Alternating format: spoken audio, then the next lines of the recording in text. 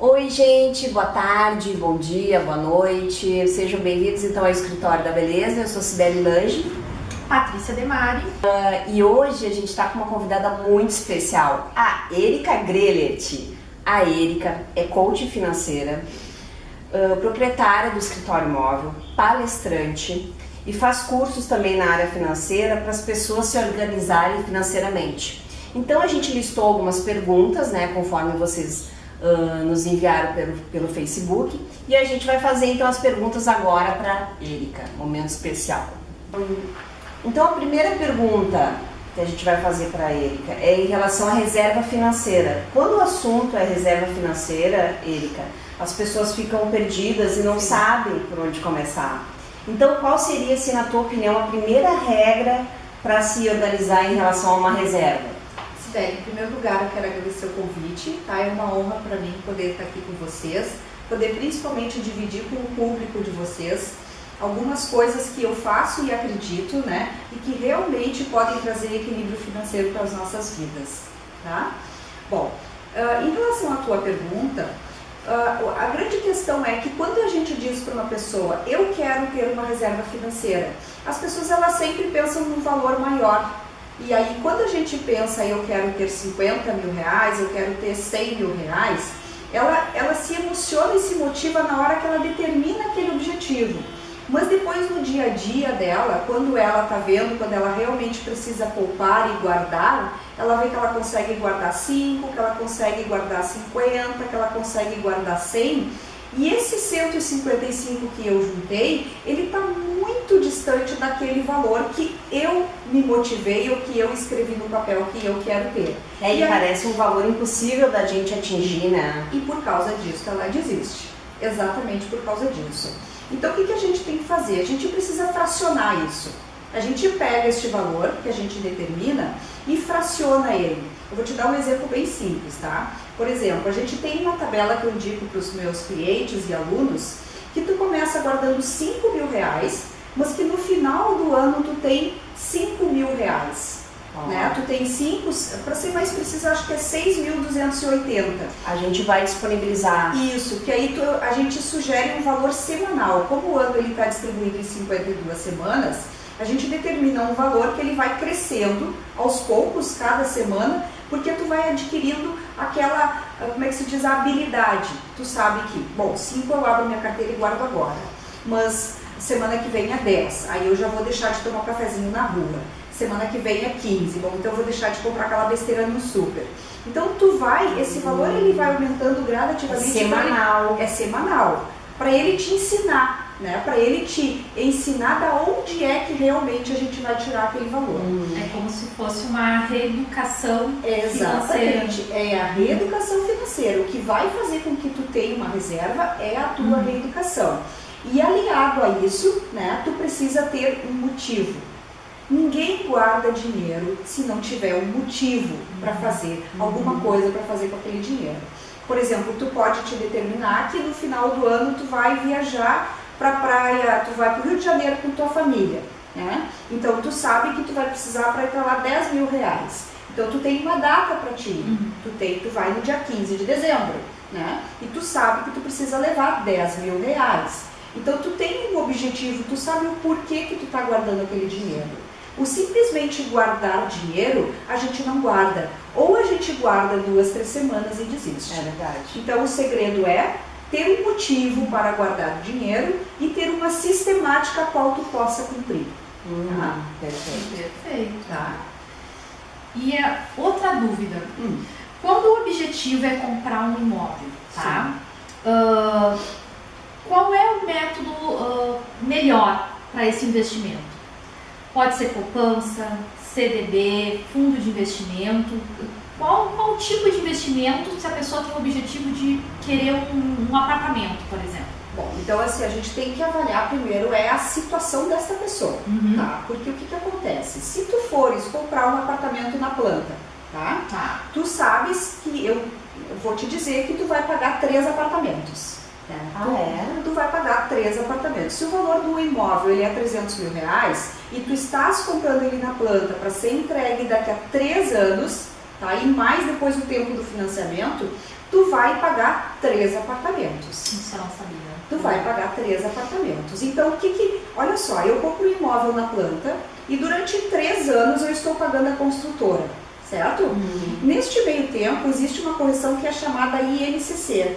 O teu imóvel, ele é reajustado. Então, tu assumiu um contrato de, por exemplo, 200 mil reais e no final, lá quando eles vão te entregar, este contrato tu já está devendo 400 mil reais. Porque tu tem essa correção do INCC. Na verdade, tu estás financiando, né, a construtora e para ela poder levantar o imóvel e poder te entregar. O que eu sugiro? Tu tens que pegar e aplicar esse dinheiro. Se tu não tem o valor assim para botar, se tu for comprar títulos do Tesouro Público, por exemplo, o ideal é que tu tenha 10 mil, que tu tenha 15 mil e tu vai lá e compra uma letra e aí daqui no vencimento, daqui a 5 ou 10 anos, tu vai lá e retira esse valor. Mas eu não tenho este valor, eu não tenho 5, 10 mil, eu sei que a prestação cabe no meu bolso, aquela prestação do imóvel na planta, né?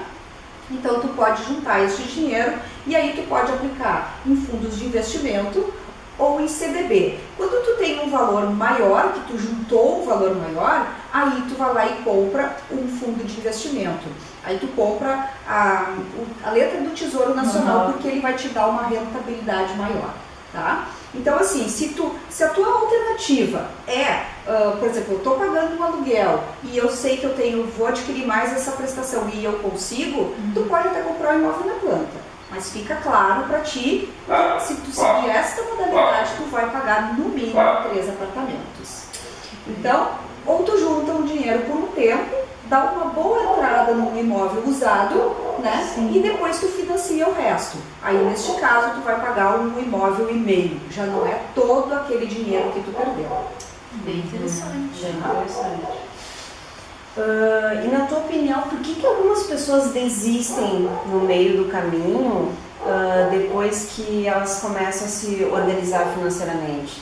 Né? Tem vezes que a gente começa, não, agora eu vou guardar dinheiro, eu vou fazer, mas daí passa 2 meses, não consigo mais guardar o dinheiro. E tem bastante gente, tem né? Bastante gente, aí na verdade essa questão se elas desistem de guardar dinheiro, eu volto lá na primeira pergunta que tu me fizeste, é porque elas não têm um objetivo atrelado a ele. Eu vou te dar um exemplo, tá? Vamos supor que tu decide que tu vai para Disney em julho. Certo? E tu vai lá na agência e tu compra as passagens. Só que falta tu comprar o hotel, falta tu separar o dinheiro para te levar. É diferente, tu tens uma data, tu vai trabalhar por uma coisa porque tu já assumiste um compromisso. Agora, o simples fato de eu guardar dinheiro por guardar, eu posso desistir. Não, esse mês eu não vou guardar, o mês que vem eu guardo 2. E aí chega o mês que vem, não, mas se eu não guardar 2, eu guardar 1 não vai dar nada. Assim. E aí, ou seja, não existe um compromisso, não existe alguma coisa que tu precisa cumprir. Então a grande diferença para te realmente poder guardar dinheiro é que tu tem que ter um objetivo atrelado a ele e este objetivo precisa ter uma data. Bom, eu sei que existem algumas ferramentas de controle financeiro, mas como é que funciona esse controle? Tem um exemplo para... Sim, na verdade, o que é uma ferramenta? Qualquer coisa pode ser uma ferramenta. Um caderno é uma ferramenta. Isto é uma ferramenta. Tu escrever aqui, isso é uma ferramenta. Tu ter uma planilha no Excel é uma ferramenta. Tu ter um sistema é uma ferramenta. Qual é a diferença entre o caderno, entre o Excel e entre o sistema? É o tempo de resposta que eu vou ter as informações. Vamos supor que eu vá anotando aqui tudo que eu gasto, certo? E aí eu queira descobrir quanto é que eu gastei de combustível esse mês. Eu vou ter que fazer assim, vou pegar a folha por folha, vou botar na calculadora, aí daqui a pouco teu filho vai te chamar e tu apertou o botão errado, vai ter que começar tudo de novo. Né? Então, a diferença de um sistema é que ele te dá as informações corretas e que tu aperta num botão e tu tem as coisas de uma forma muito rápida e concreta. Né? Então, a diferença é, todas são ferramentas, mas qual é a resposta e principalmente os benefícios que cada ferramenta lhe traz. Né? Eu sou adepta dos sistemas porque eu tenho uma empresa de desenvolvimento.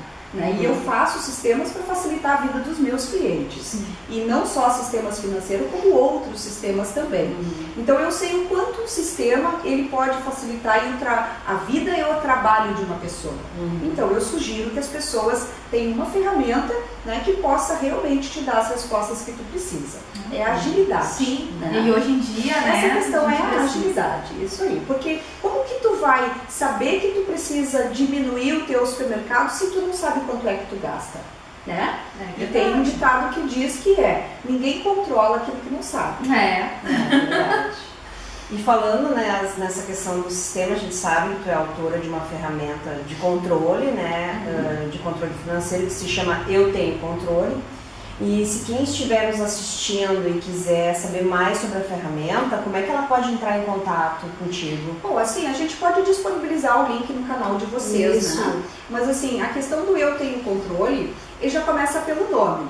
Ó, você começa a dizer, eu tenho controle, eu tenho controle, eu preciso acessar Eu Tenho Controle, eu vou olhar no Eu Tenho Controle. Então isso muito é uma educação que tu tá colocando na tua cabeça sempre. Eu Tenho Controle é uma ferramenta que uma tela só tu controla tudo, né? Tu consegue principalmente fazer os lançamentos do cartão de crédito, que é o grande tabu, porque a gente gasta tudo no cartão, a gente vai no super, a gente vai na Renner, a gente vai no posto, e aí diz assim, eu gastei 3 mil reais de cartão, mas no quê? E aí tu não sabe. Então tu vai conseguir abrir estes valores, porque quando tu gasta no final do mês, muito importante é tu saber com o que tu tá gastando. Com o que tu tá gastando vai te dar a alternativa de tu poder olhar e dizer assim, não, esse aqui eu vou diminuir e vou, por exemplo, aumentar minha reserva financeira.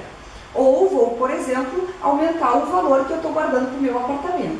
Agora, se tu não tem essa informação, tu simplesmente vai seguindo e tu não tem como... Vai empurrando com a barriga. Tu vai empurrando e tu não vai pegar todas as faturas do teu cartão, pegar um por um, tu não vai fazer isso. Eu te garanto que tu não vai fazer isso. Tu pode até te determinar a fazer isso. Tu vai fazer no primeiro mês, depois tu ficar 3 horas lá, tu não vai descobrir nada, tu não vai conseguir chegar a conclusão nenhuma e aí tu vai desistir. É verdade. Bom, tu também tem um sistema desenvolvido para a área da saúde, né? Para a marcação de consulta. Qual é a finalidade dessa ferramenta? A finalidade é controlar a agenda do médico, né? Então é que ele possa, por exemplo, estar na rua e olhar assim, quem é que eu tenho que atender agora? E principalmente para aquelas clínicas onde eles têm consultórios compartilhados com outros profissionais, que hoje isso é uma tendência principalmente para a gente diminuir custos, essas coisas todas, o sistema ele consegue, por exemplo, te dizer quem vai estar no consultório de manhã, quem vai estar de tarde. Se tu tem mais de um consultório, ele consegue controlar a agenda de todos esses consultórios. E quando o paciente ele chega lá na recepção, ele vai dar o nome dele, o CPF, e tu vai ver toda a vida financeira dele, né? Então tu vai conseguir ter um controle muito rápido para poder cobrar ele, esse tipo de coisa. Gente, isso vai facilitar bastante a área da saúde, né? Sim, Nossa. com certeza, porque na verdade, não sei se vocês lembram, mas às vezes a gente dava uns cartãozinhos para os ficavam naqueles Mas cartões. até hoje, até hoje. Se dá o cartãozinho, marca consulta, não sei. Eu visitei a minha gineco essa semana e ela anotou todas as coisas que eu disse numa folha de papel. Né? Ela anotou tudo numa folha de papel. Com esse sistema tu tem uma ficha que tu pode inclusive guardar todos os exames dentro da ficha do próprio paciente e tu tem um histórico de consultas, tu clica no nome dele, tu vai ver todas as consultas dele, toda a parte financeira dele. Então tu consegue ter um gerenciamento muito mais rápido, né?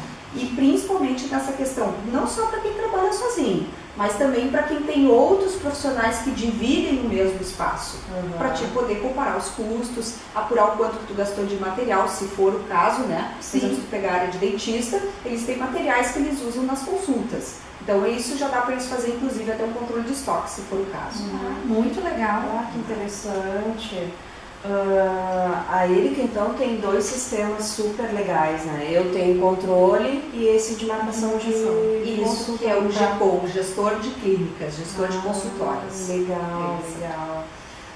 Então tá, então acho que é isso. Erika, a gente agradece a tua participação aqui conosco. Muito obrigada. Olha, a gente vai te convidar outras vezes. É que a gente não tem 500 perguntas, mas a gente funilou todas as perguntas, senão nós vamos ficar aqui mais um tempão, né? mas e a gente não quer fazer também um vídeo muito extenso, então a gente agradece a tua presença, tá? Muito obrigada. Então tá, gente, obrigada, até o mês que vem. Beijo. Tchau.